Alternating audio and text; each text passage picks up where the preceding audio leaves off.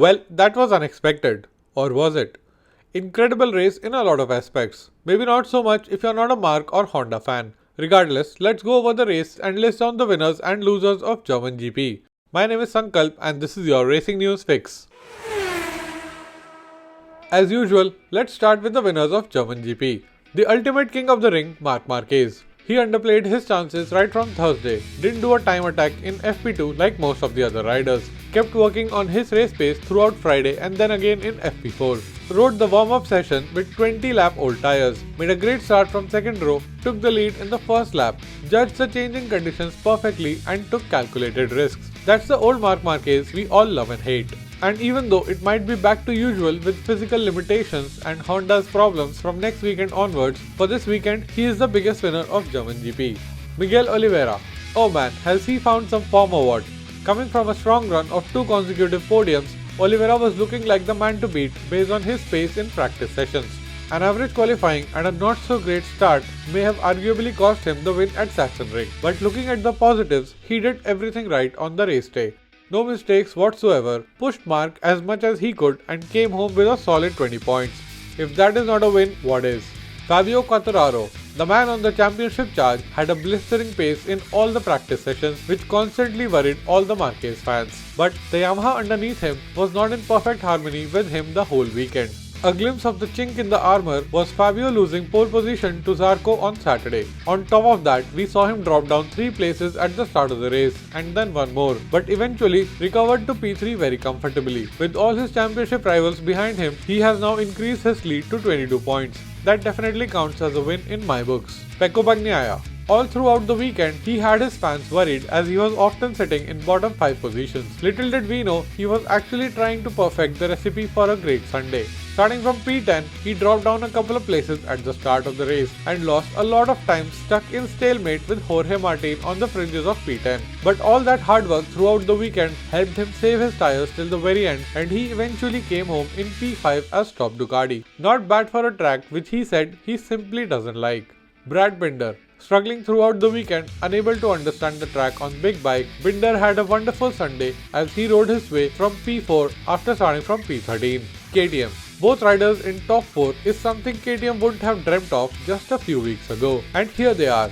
They did the hard work in the factory, they overcame the tyre allocation disadvantages, they brought a lot of new bits to the RC16 and they are not even done yet. 3 podiums in a row and both riders consistently hauling in big points has moved them up to P3 in constructor standings. That for me is a big win for KTM this weekend.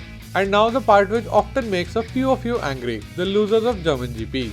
This is going to be a bit less descriptive because there are too many this time around. Maverick Vinales.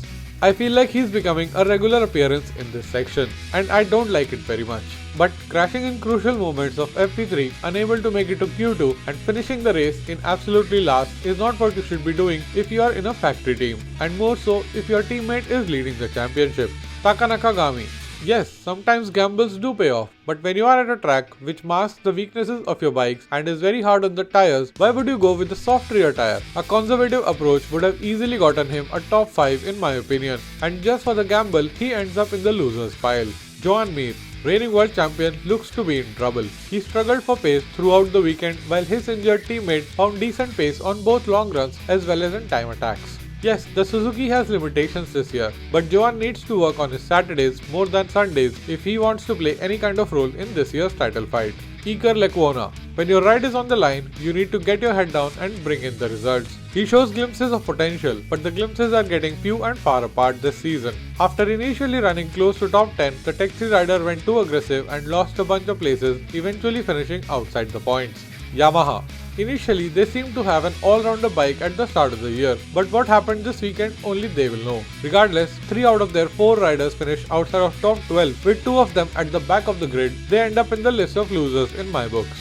Suzuki. The reigning world champion team is unable to do anything to protect their title so far. Did they get too complacent with their 2021 bike? Because it's almost the same as the one Joan Mir won the championship with in 2020. Or is the unexpected departure of their team boss Davide Brivio to Formula 1 haunting them more than what they are letting us to believe? Whatever the reason, it isn't looking good for them at the moment, and it looks like it'll be a hard summer for the Suzuki factory. LCR. With complete factory support, they have no excuses to finish with just 3 points and a massive carbon fiber bill at a track which hides the problems of their bike. Tech 3. Their name is officially Tech 3 KTM Factory Racing Team, and KTM does treat them that way. They always get all the toys available to the factory KTM boys. A 0-point finish when the other two are in top 4 is simply not acceptable. The only reason Danilo Petrucci and Alex Marquez didn't make it to this list is because there is no clear footage showing what actually happened in that crash, because for sure, if not both, at least one of them was bound to end up in the list of losers. Alex for not taking advantage of the track where Honda is strong, and Petrucci for having the same tools as the factory boys and not taking advantage of the track, which incidentally also masks his issues on the KTM at the moment. If you made it till here, let me know by hitting the like button. And for more such content about all things MotoGP, subscribe to the channel and ring the notification bell. Here are 2 more videos which you might enjoy. My name is Sankalp and I'll be back with another video very soon.